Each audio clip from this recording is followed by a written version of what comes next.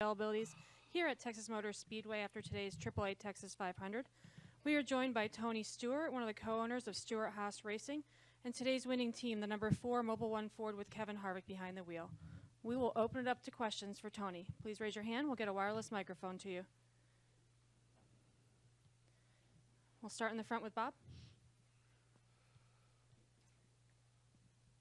Bob Hawkers, ESPN. What were you thinking at the start of overtime after Kevin had dominated that race for so much and there was a chance it could have slipped through his hands?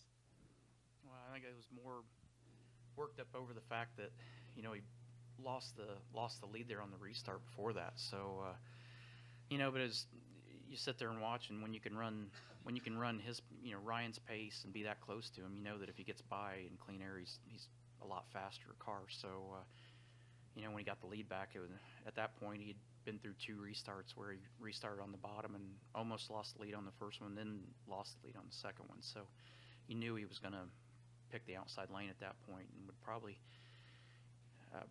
be all right. But he hadn't restarted out there the whole day, so you never know for sure what's going to happen. But at least at that point you give yourself a better opportunity, knowing how Ryan had the outside figured out on that restart before.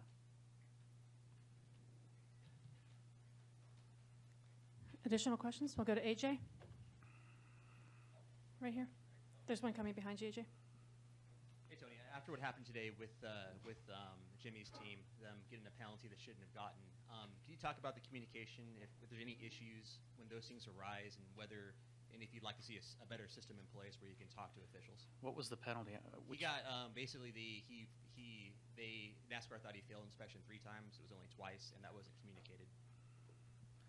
I'm still not really aware of it. I mean, I came in this morning, so. You got sent to the rear at the start of the race for failing tech 3 times. If you didn't fail tech 3 times, you only failed twice on NASCAR.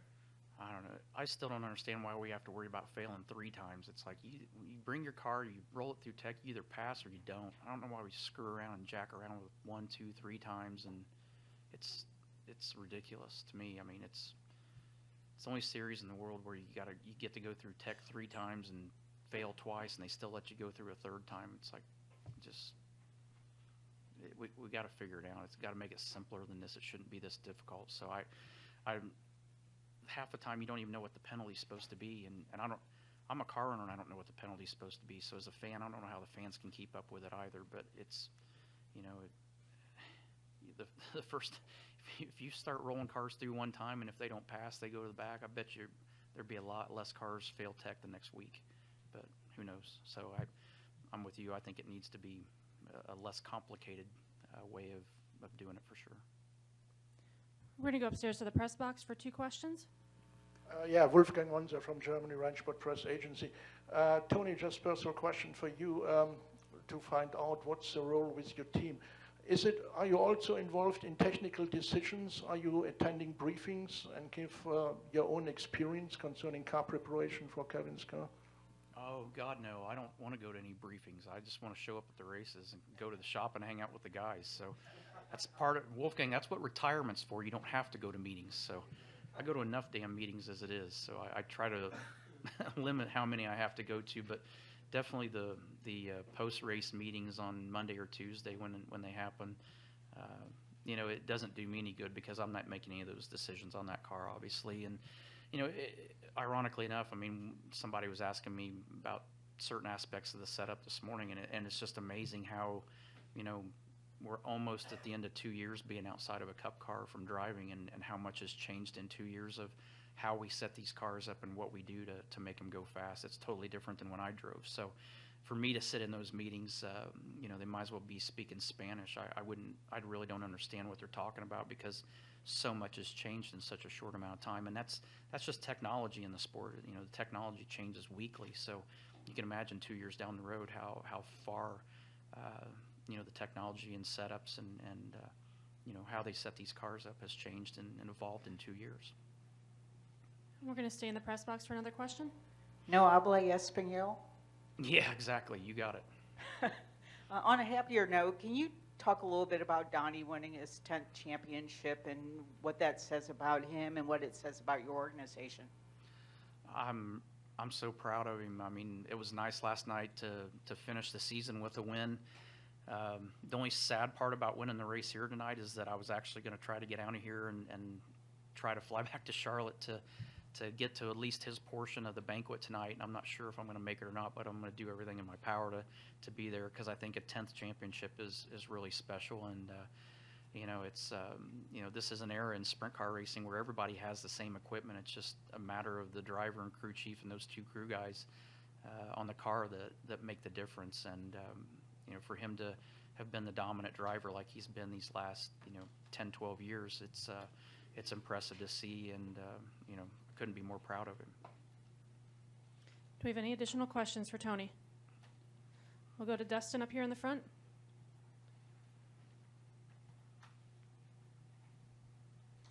A couple questions. Tony, first of all, from a racer's point of view, the move Kevin made, the winning move, I know you weren't on this track with how challenging it was, but can you kind of give a perspective or sense of what he had to go through to make that type of a move? On the restart lane, I think, the restarts that he had led all day, I mean, every time he took off on the bottom, it worked out all right. But, I think as the race went on, that second groove got better and better.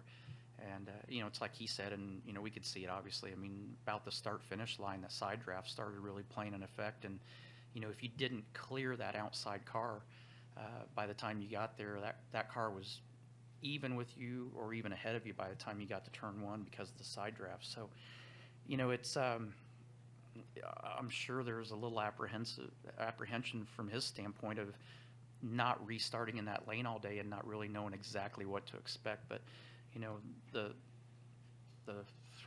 second restart before that, Ryan almost cleared him, and then the next restart he does clear him. So, I mean, you got to, at that point, realize that lane's got a lot of potential, and even if you don't get the lead off of it, you at least got to try that lane. You can't give Ryan Blaney that many opportunities to perfect that restart on the outside like that. So it was, realistically, it's kind of a no-brainer decision that you just have to make that decision to change whether you're comfortable with it or not. And great to celebrate the win, no doubt, but you've got three other cars. How do you look at their positioning for next week? And just a couple weeks ago, you guys were celebrating having all four cars in the round of 8. At this point, you'd only have one make it to Miami. How do you kind of look at things at this point going into Phoenix? Well, I think even before the first playoff race started, I mean, you realized that, you had the big three that were most likely going to be the first three in that chase, and, that there was going to be one spot open when it came to get to that final round of 4. So, just the fact that we were able to get all 4 of them to this far is an accomplishment and a huge year for our company. So couldn't be more proud of everybody. But the reality is we knew that, everybody knew when they started the playoffs that those first 3 spots were already, for the most part, taken unless they had a natural disaster happen. So I guess from our standpoint now, I mean, we got one in. There's one more race left, and we got one more opportunity to get one more of those 3 in. So, but no matter what, it's it's been a record-breaking year for our company in so many ways. I mean, there's so many different records that have been broken that it's if Kevin's the only one that ends up in there, it's still been a great season. And but I still feel like that we've got 3 really good race cars and race car drivers and crew chiefs that do have an opportunity still to pull something out at Phoenix next week and get locked in. So, be nice to have 50% of that equation again going into the Final 4. We're going to come to Mark over here on the left next to me, Tony.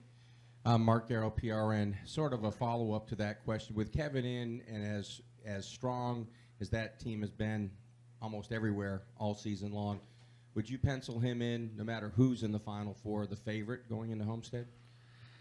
I don't even know how you have a favorite.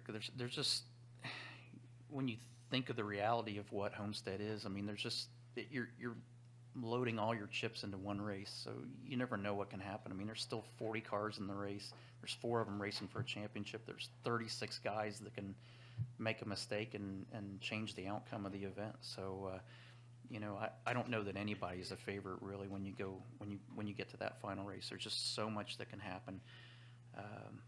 But I like the fact that we got Kevin Harvick there. I mean, that's a guy that I don't, I don't care who he's up against. I mean, that's the guy that you kind of want with the ball in the bottom of the ninth. So, and I feel like we got 3 other guys that, may not be exactly that guy, but they're really close, and they've closed that gap from last year to this year. So, I'm comfortable with who we've got in so far, and I feel like if we can get one of those other 3 in, that they got just as good a shot, going into Homestead as Kevin does. Do you have anything final for Tony? Go in the back to Janine. Janine Clow, Skirts and Scuffs. Would you elaborate a little bit on what bringing Aric in has meant to the team and what you've seen, what kind of growth you've seen in him since he's joined your team? Well, he definitely doesn't fit the typical SHR driver mold. Normally, you got to have a little bit of an attitude and be stubborn and hard-headed, but he comes in and he's the one that's always calm and excited, and I think he's just been a really good fit, with those 3 guys. Even though his personality isn't the same as the other 3, we've seen how it's kind of gelled all 4 of those teams together just by bringing him in the organization. So, I said from day one when we hired him, and everybody, I laugh because it makes me feel really good when people said I was crazy and couldn't understand why I hired Aric Almirola, and I said, you just have to be patient, because I promise you he can run up front and win races. And we as a company took him out of 2 opportunities to win with loose wheels and stuff earlier this year. So he's been in position to run for wins 4 or 5 times, and had miscellaneous things happen, whether it was a speeding penalty or loose wheel or whatever, that were getting wrecked on the last lap that took him out of a chance to win the race. So but he's just one of those guys that he's a company guy, and he came in with the right attitude. He's like, what can I do to help? And he's just kind of been like a sponge and an open book of, doing whatever it takes to learn the system, to be a good teammate to those guys. And I think that's really, he single-handedly kind of just pulled everybody together and, really tied the 4-car aspect of it together for the organization. And we have one more up in the press box with Chris. Yeah, Chris Knight, GetFence.com. Tony, I know you weren't here yesterday, but you guys have an opportunity to get 2 series championships this year, with Cole making it to Homestead in the Xfinity Series run. How important was that win for Cole yesterday, not only for himself, but for the team? And do you guys like your chances for Homestead? It was huge. I mean, last year he missed it by, I think, 3 points or 3 positions on the racetrack, and then went out and dominated Homestead. So, if he would have got those 3 spots, I mean, he would have been the champion last year. So having that opportunity, and I think it's a great spot for Colt to go there knowing how fast he was there last year. I think that it'll give those guys confidence after Phoenix leading into that week, and hopefully make it a little easier from the stress standpoint. But, if they're half as good as they were last year there, they have a very legitimate shot at winning that championship. So we're really proud of them. I think Cole just keeps growing and getting better. I mean, it's a process. I mean, and you never know how long it's going to take somebody to get to their full potential. And I don't even think he's reached his full potential yet. But we see things in him that show that growth and that improvement. And yesterday was a good example of it. And now that we've got him in that position, we'll see what happens when we get there. But like I said, if he runs as good as he did last year, I think we got a really good shot. All right, Tony. Well, thanks for joining us. Congratulations on the win tonight. Thank you.